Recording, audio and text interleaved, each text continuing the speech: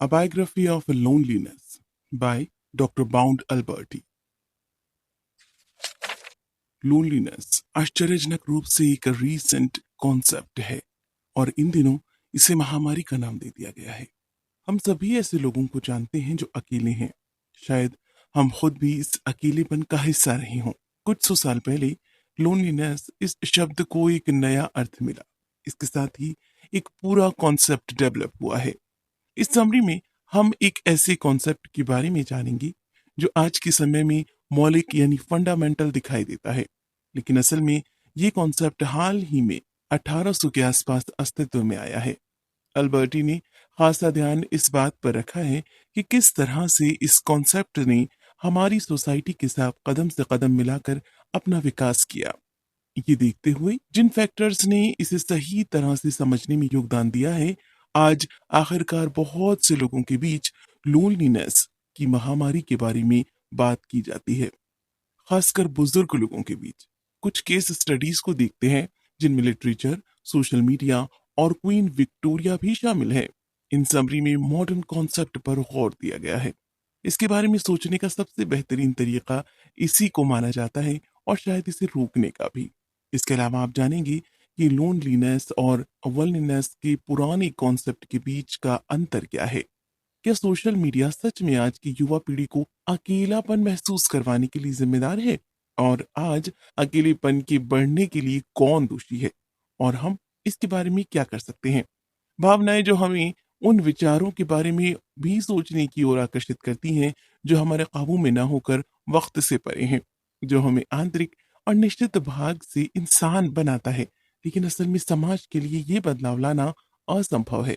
और इस तरह की भावनाएं विकसित हों और बदल जाएं। इसका एक बहुत बड़ा उदाहरण ये है कि आज टैलेंट होने के बाद भी लोग अकेला महसूस करते हैं। इस famous Beatles song Eleanor Rigby के बारे में सोचिए, जो एक ऐसे गांव के बारे में बताता है जिसमें ऐसे लोग रहते हैं जो अकेलेपन के शिकार हैं। 1960 के दशक से जुड़ी हुई कहानी है, जब एक बड़ी सामाजिक बदलावों की वजह से ये फैसला किया गया कि बड़े परिवारों में रहने के बजाय न्यूक्लियर फैमिली यानी छोटे गुटों में रहना उनके परिवार, शादी और बच्चों के लिए भी सही रहेगा। ये एक ऐसा समय था जब लोनलीनेस बुजुर्गों में बहुत आम होने लगा। आज के समय में लोनलीनेस बहुत तेजी से आगे बढ़ रहा है और अब ये बहुत ही आम बात है कि अकेलेपन को महामारी के रूप में जाना जा रहा है। ये एक बहुत बड़ा सच है। अकेलापन न केवल बीमारी बल्कि मौत का भी कारण बन सकता है। और यूके की नेशनल सर्विस ने इस बात का अंदाजा लगाया है कि वो लोग जो अकेलेपन के शिकार हैं, उनकी जल्दी और कम उम्र में मरने की संभावना 30% ज्यादा होती है। एनएचएस के अनुसार अकेलापन इंसान को भ्रम में रहने की आदत डाल देता है और साथ ही इसके कारण डिप्रेशन और स्ट्रोक का भी खतरा बढ़ जाता है। ये और भी आश्चर्यजनक है कि अकेलेपन का जो रिसेंट कॉन्सेप्ट है वो हाल ही में 19वीं शताब्दी में सामने आया है। इसमें और क्या है, इतनी प्रसिद्धि के बाद भी लोनलीनेस को आज भी समझा पाना मुश्किल है। भाषा की दृष्टि से देखा जाए तो इन दोनों में कुछ अलग नहीं है, चाहे इसे बोलकर बताया जाए या महसूस किया जाए। इसमें इंसान सिर्फ खुद को अकेला ही महसूस नहीं करता, बल्कि उसे भावनाओं की भी कमी महसूस होती है। लोनलीनेस को बहुत सी भावनाओं का मिश्रण माना गया है, जिसमें गुस्सा, दुख, शर्म, खुद पर तरस खाना आदि शामिल हैं। लेकिन हालांकि आप इसे फिर से समझने की कोशिश करते हैं, इस बात में कोई शक नहीं है कि अकेलापन हमारे समाज में मौजूद है। आप चाहे तो मोटापे से भी इसकी तुलना करके देख सकते हैं। दोनों में काफी समानताएं हैं, लेकिन दोनों ही बेहद खतरनाक और पुरानी सी स्थितियां हैं। यह हमारी लाइफस्टाइल और खास करके आज के समय की वेस्टर्न वर्ल्ड में प्रचलित है। दोनों ही स्थितियों में मेडिकल सर्विस की बहुत ज्यादा जरूरत पड़ती है और दोनों ही स्थितियां उन लोगों द्वारा महसूस की जाती हैं जो अपनी लाइफस्टाइल में एक लिमिट मेंटेन करके नहीं रख पाते हैं, जिसके कारण उन्हें बुरे परिणाम भुगतने पड़ते हैं। उदाहरण के लिए, मोटापे की वजह से शारीरिक तकलीफ और अकेलेपन की वजह से मानसिक तकलीफ। आज के समय में अकेलापन कैसे अस्तित्व में आया है? आगे हम सिर्फ इस कॉन्सेप्ट की हिस्ट्री को एक्सप्लोर करेंगे, बल्कि इस बात का भी पता लगाएंगे कि हमारे लिए आज के समय में इसका क्या मतलब है। सामाजिक बदलाव के साथ ही पिछली 2 शताब्दियों से लोनली शब्द का मतलब बदल गया है। ऑक्सफोर्ड इंग्लिश डिक्शनरी के अनुसार लोनली शब्द 16वीं शताब्दी से आया है और इसके दो अर्थ हैं, जिसका पहला अर्थ है साथ की कमी के कारण दुखी होना और दूसरा किसी ऐसी जगह चले जाना जहां कोई भी ना हो। लेकिन 19वीं सदी से पहले उन अर्थों में से सिर्फ दूसरे अर्थ का ही इस्तेमाल किया गया, क्योंकि लोग अकेले रहते थे और इससे संबंधित शब्द लोनलीनेस सिर्फ उसी समय के आसपास बड़े पैमाने पर इस्तेमाल किया जाने लगा। ये भाषा में आए बदलाव से कहीं अधिक है। ये पूरी तरह से एक नए कॉन्सेप्ट के जन्म से संबंधित है। इस समय में हमें अकेलेपन की स्थिति को बिल्कुल नकारात्मक मानते हैं, लेकिन पहले के समय में ऐसा माना जाए ये जरूरी नहीं था। 19वीं सदी से पहले अकेले होना और अकेलेपन का एहसास करना, इन शब्दों की लोकप्रियता में गिरावट आई है और इनके फायदे को बड़े पैमाने पर समझा गया है। महत्वपूर्ण रूप से ऐसा इसीलिए था क्योंकि लोग असल में कभी भी अकेले नहीं थे। अगर किसी व्यक्ति के आसपास कोई भी नहीं था, तब भी उसका विश्वास भगवान में इतना था कि उस भावना ने कभी उसे अकेला महसूस ही नहीं होने दिया। इसीलिए वनलीनेस एक ऐसा लोकप्रिय शब्द है जिसे सकारात्मक और धार्मिक अनुभव के रूप में माना जाता था। हालांकि 21वीं सदी में अकेले रहने के फायदों के बारे में बात करना बहुत रेयर है। सच तो यह है कि सामाजिकता को एक अच्छी मेंटल हेल्थ का आधार माना गया है। एक चीज है जिसके लिए आज के समय में लोग ज्यादा अकेले रहते हैं। पीढ़ी दर पीढ़ी लोग परिवार के साथ ना रहकर अकेले रहने लगे हैं और ये बहुत आम बात हो गई है। ये बदलाव एक सामाजिक महत्व के रूप में इंडिविजुअलिटी को फैलाए जाने से जुड़ा हुआ है, जहां हम सभी खुद के लक्ष्यों को पाने के लिए मेहनत करते हैं, जिसमें कभी कभी हम अपने जमा किए हुए पैसों का भी इस्तेमाल करते हैं। फिर भी निश्चित रूप से लोग धर्म और धर्म से जुड़े कार्यों से दूर हुए हैं। वेस्ट में कम से कम देखा जाए तो धर्म का प्रभाव बहुत कम हो गया है। इसीलिए वनलीनेस में होली कम्युनियन का जो आइडिया है वो कहीं खो गया है। इन दिनों लोगों द्वारा भगवान के साथ अपने रिश्तों को जोड़ने और समझाने की संभावना बहुत कम हो गई है। इसके बजाय हम अपनी पहचान इस आधार पर बनाते हैं कि हमारे आसपास के लोगों के साथ हमारे रिश्ते कैसे हैं। अगर हमारी जिंदगी में ऐसे रिश्तों की कमी है, इसका मतलब ये नहीं है कि हम कमजोर हैं, बल्कि हमें ये समझना चाहिए कि हम सिर्फ अकेले हैं। शायद ये कोई आश्चर्य की बात नहीं है कि आज लोनलीनेस, जिसे समय के साथ हर दूसरा इंसान अनुभव कर रहा है, उसे इतनी बड़ी समस्या के रूप में देखा जा रहा है। सोलमेट का आइडिया आज उतना ही मोहक और खतरनाक है जितना हमेशा से था। अकेलापन सिर्फ उन लोगों के द्वारा अनुभव नहीं किया जाता है जो दूसरे लोगों से कम मिलते जुलते हैं, बल्कि वो लोग भी अकेलेपन का शिकार होते हैं जो एक एक्टिव सोशल लाइफ जीते हैं, जैसे अमेरिकी लेखक और कवि सिल्विया प्लॉथ, जिन्हें इसका अनुभव कॉलेज के दिनों में हुआ था। उनके द्वारा लिखे गए पत्र में जर्नल एंट्रीज एक ऐसे इंसान के बारे में दर्शाती हैं जो दोस्त बनाने और एक प्रेम संबंध में होने के बाद भी लंबे समय से अकेलेपन का शिकार है। लोगों के साथ उनके आसपास रहने के बाद भी हम अकेलेपन का शिकार हो जाते हैं, क्योंकि शुरू से ही हम पर सोलमेट को खोजने पर जोर दिया जाता है। एक ऐसे व्यक्ति जिसके साथ हम अपना पूरा जीवन बिताना चाहते हैं। प्लॉथ की कॉलेज की पत्रिकाओं से पता चलता है कि उन्होंने इस जरूरत को महसूस किया, खासकर एक महिला के रूप में जो अपनी साहित्यिक एम्बिशन के साथ सामाजिक उम्मीदों को बैलेंस करने की कोशिश कर रही थी। एक कॉन्सेप्ट के रूप में सोलमेट के आइडिया को प्लेटो में एक बार फिर से देखा जा सकता है, जिन्होंने द सिंपोजियम में एक कहानी सुनाई थी कि किस तरह से दो हिस्सों में बांटे जाने से पहले पुरुष और महिला एक जैसे थे। तब से अब पुरुष और महिला को खुद को पूरक महसूस करने के लिए एक दूसरे को अपना आधा हिस्सा मानना पड़ता है। लेकिन इस शब्द का इस्तेमाल सबसे पहले 1822 में सैमुअल टेलर कॉलरीज ने किया, क्योंकि उस समय में रोमांटिक लव का कॉन्सेप्ट डेवलप हो रहा था। 19वीं शताब्दी से शादी को एक स्पिरिचुअल आकार मिला, जो इस विचार को दर्शाता कि स्पिरिचुअल नीड्स को सिर्फ भगवान के जरिए नहीं, बल्कि इंसानी संबंधों से भी पूरा किया जा सकता है। ये एक ऐसा विचार है जिसे आज भी लोगों पर फोकस किया जाता है। इसके बारे में इन दो उदाहरणों से पता चलता है। 1847 में प्रकाशित एमिली ब्रोंटे की वुथरिंग हाइट्स में इस बात को दर्शाया गया है कि प्रेम कितना खतरनाक है, फिर भी उससे बच पाना नामुमकिन है। हेथक्लिफ की फेमस पंक्ति इस बात को दर्शाती है कि ये कितना ज्यादा महत्वपूर्ण है। मैं अपने जीवन के बिना नहीं रह सकता, मैं अपनी आत्मा के बिना नहीं रह सकता। हेथक्लिफ के कैरेक्टर के साथ साथ यॉर्कशायर मूरों की ड्रामेटिक सेटिंग में प्यार के बहुत ही तूफानी नेचर को दिखाया गया है। हिथक्लिफ की ये पंक्तियां 2005 में स्टेफनी मेयर के द्वारा लिखी गई नॉवेल पर बनी सीरीज ट्वाइलाइट में वैम्पायर के कैरेक्टर को निभाने वाले एक्टर एडवर्ड द्वारा कही गई है। ये नॉवेल और उनके फिल्मों में जिस तरह हर स्थिति में खुद को ढालकर उसे रियल दिखाने का जो तरीका है, वो इस कॉन्सेप्ट को साबित करता है कि किस तरह से उन्होंने इस फिल्म के जरिए ये दर्शाया है कि आपका सोलमेट जिंदा है और ठीक है। इस सीरीज में एडवर्ड की सोलमेट का नाम बेला है और वो एक जवान लड़की है जिसने अपने प्यार के साथ रहने के लिए अपनी इंसानी जिंदगी को पीछे छोड़ने का फैसला कर लिया है, ये जानते हुए भी कि इसमें बहुत सारे खतरे शामिल हैं।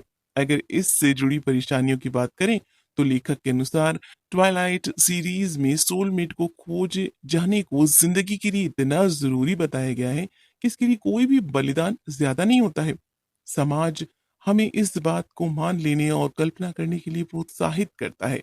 अगर हमारे पास आइडियल पार्टनर नहीं है तो हम अकेले हैं। पर क्या ये असल में सोचने का एक सही नजरिया है कि हम सच में एक सोलमेट के बिना जिंदा नहीं रह सकते हैं, भले ही वो सोलमेट एक वैम्पायर हो? शायद हमें इस मुद्दे पर एक बार फिर सोचना चाहिए।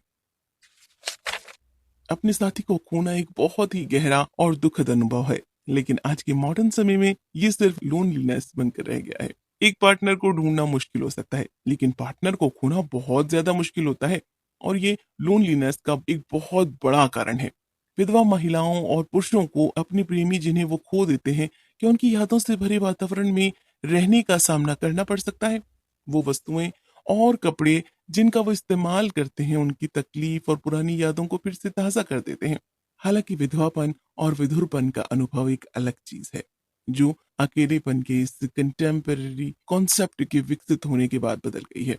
इसके दो उदाहरण हैं, मॉडर्न कॉन्सेप्ट से पहले और एक बाद में, और ये दोनों ही उस बदलाव को एक्शन में दिखाते हैं।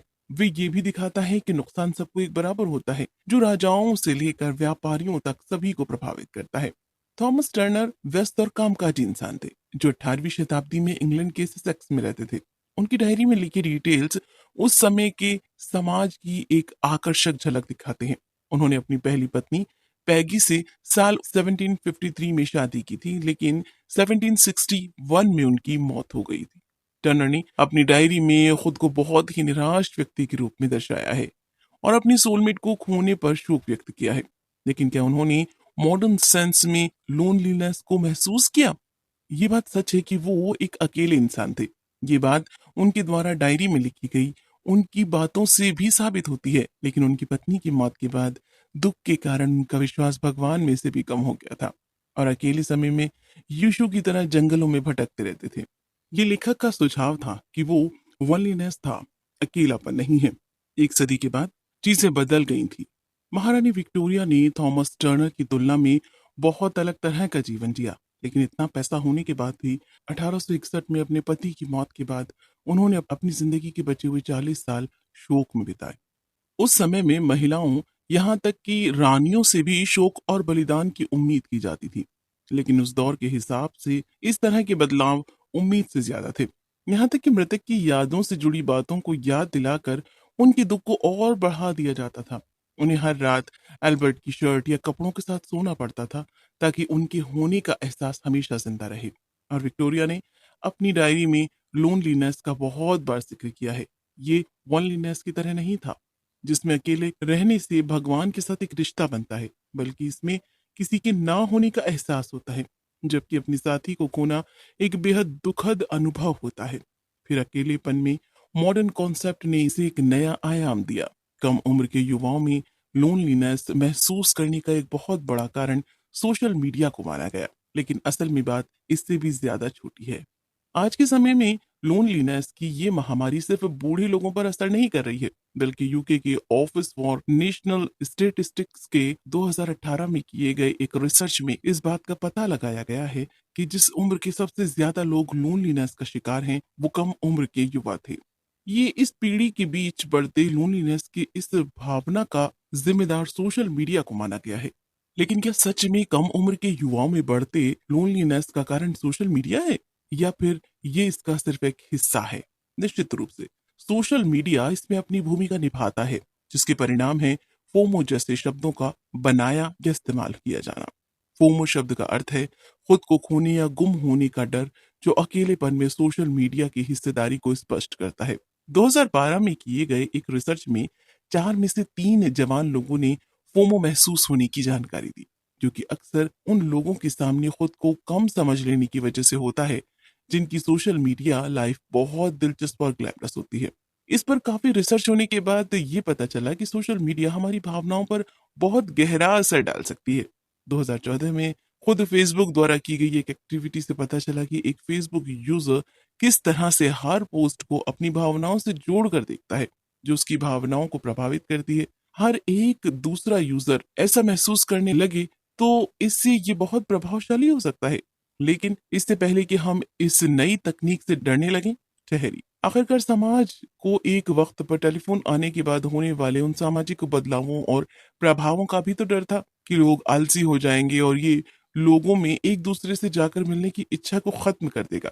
लेकिन टेलीफोन ने लोगों को बहुत से फायदे दिए, जैसे किसानों को और दूर बैठे लोगों को एक दूसरे से जुड़ने का मौका दिया। अंततः सोशल मीडिया का प्रभाव किस तरह से पड़ेगा, वो इसके इस्तेमाल के तरीके पर निर्भर करता है। और ये इस बात पर निर्भर करता है कि कोई भी इंसान ज्यादातर किस तरह का जीवन जीता है। स्टडी में पाया गया है कि सोशल मीडिया सच में लोनलीनेस की भावनाओं को बढ़ा सकता है, लेकिन सिर्फ तभी जब इसका इस्तेमाल ऑफलाइन एक्टिविटीज से ज्यादा किया जाए। अगर सोशल मीडिया और असल जिंदगी के बीच में आज भी कोई जुड़ाव है, तो भी वो हानिकारक नहीं है। परेशानी की बात सिर्फ तब होती है जब ऑनलाइन एक्टिविटीज ऑफलाइन एक्टिविटीज की जगह ले लेती हैं। हालांकि सोशल मीडिया ना तो युवा पीढ़ी की लोनलीनेस का कारण है और ना ही लक्षण है। इसके अलावा ये कुछ ऐसा है जिसका लोनलीनेस पर पड़ने वाली सकारात्मक या नकारात्मकता असर इस बात पर निर्भर करते हैं कि वो कितने बड़े पैमाने पर है। ये सच है कि ये कुछ लोगों को हद से ज्यादा अकेलापन महसूस करवा सकता है, लेकिन असल जिंदगी में लोगों को करीब भी ला सकता है। जब सोशल मीडिया का इस्तेमाल सकारात्मक प्रभावों के लिए किया जाता था, इसका फायदा सिर्फ इस समय के युवाओं को ही नहीं मिलता है, बल्कि ये लोनलीनेस अन्य उम्र के लोगों पर भी उतना ही असर डालता है, जिसमें खास करके बुजुर्ग लोग शामिल हैं। हमें इस बात को समझना होगा कि किस तरह से अकेलेपन से जूझ रहे बुजुर्गों की जरूरतों को समझा जाए। ये बात किसी से छुपी हुई नहीं है कि वृद्धावस्था में लोनलीनेस होना एक आम समस्या है। हाल ही के अनुमानों के अनुसार आश्चर्यजनक रूप से 5 से 16% बुजुर्गों ने खुद को अकेला बताया है। लेकिन इनकी बढ़ोतरी तेजी से 80 साल और उससे बड़े उम्र के लोगों में 50% कम हुई है। इन फैक्ट्स को देखकर कहा जा सकता है कि वेस्टर्न नेशन में एक बड़ी जनसंख्या बूढ़ी हो रही है। ये एक ऐसी समस्या है जो समय के साथ और भी बदतर हो सकती है। और इसमें कोई आश्चर्य की बात नहीं है कि बूढ़ी हो रही आबादी को अक्सर टिकिंग टाइम बम कहा जाता है। ये एक विशेष समस्या है क्योंकि जैसा कि पहले भी बताया गया है, लोनलीनेस सिर्फ एक इमोशनल स्टेज नहीं है, बल्कि बहुत ही सब्जेक्टिव होता है। इसके गंभीर चिकित्सक परिणाम हो सकते हैं। सबूतों के अनुसार लोनलीनेस किसी के मन में होने वाले भ्रम के विकास की संभावना के बढ़ने पर उसका संकेत देता है। जो लोग बहुत बुजुर्ग हैं, उनमें लोनलीनेस की समस्या का मूल आधार है वो आवश्यकताएं जो पूरी नहीं हो पाई हैं। इसका सीधा सा मतलब ये है कि बूढ़े लोगों की जरूरतों को सही ढंग से पूरा नहीं किया जाता है, जैसे खरीदारी करना, घूमने फिरने जाना या किसी से बात करने जैसी बुनियादी चीजें। उदाहरण के लिए यूके में सोशल केयर प्रोविजन देश की जनसंख्या में बदलाव के अनुसार नहीं है। वृद्ध लोगों की संख्या बढ़ी है, लेकिन उनकी देखभाल में आज भी कमी है। सरकार इस मामले में सही मदद नहीं दे रही है, लेकिन इस काम में बड़ी मात्रा में सामाजिक समस्याएं हैं। इन दिनों समाज के लोगों में आज आर्थिक रूप से सक्षम होने की इच्छा बहुत बढ़ चुकी है, ताकि वो लोग अपने बुढ़ापे में अच्छा जीवन बिता सकें। क्योंकि जब वो आर्थिक रूप से सक्षम नहीं रह जाते हैं, तो उन्हें बोझ समझा जाता है और लोगों की नजर में वो बेकार हो जाते हैं। पहले के समय में जब लोग अपने रिश्तों को मजबूत बना कर रखते थे, तो ये इतनी बड़ी समस्या नहीं थी। लेकिन आज के समय में लोग एक दूसरे से अलग हो गए हैं, और जिसकी वजह से बूढ़े लोग खुद को बोझ मानने लगे हैं। इसके बजाय हमें इस बात पर ध्यान कैसे दे सकते हैं कि वृद्ध लोगों की जरूरतों को और ज्यादा प्रभावी ढंग से पूरा करें। बूढ़े लोगों के लिए एक ऐसा माहौल बनाकर रखना जहां सब एक दूसरे से मिलकर रहते हैं। इसके लिए केयर होम एक अच्छा विकल्प है, लेकिन लेखक को अब भी यकीन नहीं है कि ऐसा करके भी परेशानी की जड़ तक पहुंच पाएंगे। शुरुआत के लिए लोगों को एक ऐसी जगह के साथ रखने से उन्हें अलग महसूस नहीं होगा, लेकिन लोनलीनेस से मुकाबला कर पाना उनके लिए फिर भी मुश्किल होगा। इसे बड़े तौर पर देखा जाए तो सभी बुजुर्ग लोगों को एक साथ रहने से ऐसा लगेगा कि वो एक अलग समूह है और वो अपने आप में ही परेशानी है। बेहतर निश्चित रूप से वृद्धावस्था को बीमारी मानना बंद करें, उनकी जरूरतों को पूरा करने के लिए बेहतरीन तरीके ढूंढें। लोनलीनेस को अलग अलग तरीकों से अलग अलग लोगों द्वारा अनुभव किया जाता है, जिसमें से सभी तरीके नकारात्मक नहीं होते हैं। जैसा कि पिछले लेसन में बताया गया है कि अकेलेपन को स्पष्ट रूप से कह पाना आसान नहीं है। इससे जीवन के अलग अलग क्षेत्रों में रह रहे लोगों द्वारा जीवन के सभी स्टेजेस में अनुभव किया जा सकता है, और ये हर किसी को अलग तरीके से प्रभावित करता है। जिस तरह से पुरुष और महिलाओं के कल्चर एक्सपेक्टेशंस अलग अलग है, इसका मतलब ये है कि ये एक जेंडर से जुड़ा हुआ मुद्दा भी है। उदाहरण के लिए स्पिंस्टर और बैचलर से अलग अर्थों पर सोचिए। लोनलीनेस को इंडिकेट करने के दो अलग तरीके हैं। ये भी याद रखना जरूरी है कि अकेलापन पूरी तरह से मन के द्वारा ही अनुभव नहीं किया जा सकता है, ये एक शारीरिक अनुभव भी है। न्यूरोसाइंटिस्ट जॉन कैसियोपो और पॉट्रिक विलियम्स एक उत्तेजक समानता बताते हैं। वो अकेलेपन की तुलना भूख से करते हैं, और ऐसा इसीलिए नहीं है क्योंकि हम इसे दर्द या ठंड की तरह शारीरिक रूप से महसूस करते हैं, बल्कि इसलिए क्योंकि शारीरिक संवेदना एक संकेत है जो किसी चीज की कमी होने पर हमारा शरीर हमें इस बात का एहसास कराने के लिए भेजता है। एक तरीका है जिससे हर कोई इस भावना से निपटने की कोशिश करता है। जैसे कुछ लोग सामान की खरीदारी करते हैं, जिसे रिटेल थेरेपी कहा जाता है। सबूतों की माने तो ये बिल्कुल भी काम नहीं करता है। ये सच है कि लोग उस वक्त ज्यादा सामान खरीदते हैं जब वो अकेला महसूस करते हैं, लेकिन ऐसा करना उनकी लोनलीनेस एहसास को शांत करने में मददगार नहीं होता है। वास्तव में जैसे कि हम रानी विक्टोरिया के केस को पढ़ चुके हैं कि चीजें लोनलीनेस के इस अनुभव में एक मुख्य भूमिका निभा सकती हैं, क्योंकि वो हमारी दर्द से भरी और उदास कर देने वाली यादों को फिर से ताजा कर सकती हैं। खुद को किसी की यादों से जुड़ी चीजों से घेरे रखना इसका इलाज नहीं है। हर कोई इलाज नहीं कराना चाहता है। कुछ लोगों के लिए लोनलीनेस एक ऐसी स्थिति है जिसमें वो रहने की चाहत रखते हैं, विशेष रूप से कलाकारों के साथ। अकेलेपन का एक लंबा सांस्कृतिक जुड़ाव रहा है, जिन्हें अपना बेहतरीन काम करने के लिए सबसे अलग और अकेले रहने की जरूरत पड़ सकती है। लेखक वर्जीनिया वुल्फ का मानना है कि लोनलीनेस का दर्द आर्टिस्टिक क्रिएशन के लिए इंस्पिरेशन बन सकता है। रेनर मारिया रिल्के एक और लेखिका हैं जिनका मानना है कि अकेले रहना एक इंसान को किसी भी तरह के डिस्ट्रैक्शन से बचाता है और अपने इनर सेल्फ को पाने में मदद करता है। हालांकि ये जरूरी है कि लोनलीनेस से हो सकने वाले लाभों के बारे में ऐसे मामलों में भी बढ़ा चढ़ाकर ना बताया जाए। अकेलेपन को ढूंढ पाने में सक्षम होना एक विशेष है। जैसे कुछ कलाकार अपने काम के समय में दुनिया से खुद को अलग करके अपने लोनलीनेस में काम करते हैं, और फिर काम पूरा हो जाने के बाद अपनी आम जिंदगी में लौट आते हैं। और ये कर पाने में सक्षम होने का मतलब ये नहीं है कि आप अकेले हैं। उदाहरण के तौर पर कई और लोग जैसे शरणार्थी और बेघर लोगों के बारे में सोचते हैं, और उन लोगों के बारे में बात नहीं करने के लिए जो काफी समय से लोनलीनेस महसूस करते हैं, जैसे सिल्विया प्लॉथ, जिनके लिए कोई भी ऐसी दुनिया इंतजार नहीं कर रही है जिसमें कम अकेलापन हो। उनके लिए लोनलीनेस से हो रही शारीरिक तकलीफ को एक तरफ छोड़ पाना मुश्किल है। अकेलापन एक मॉडर्न स्थिति है। हमें इसके बारे में एक और बार विचार करना चाहिए कि हम इसके बारे में कैसे सोचते हैं।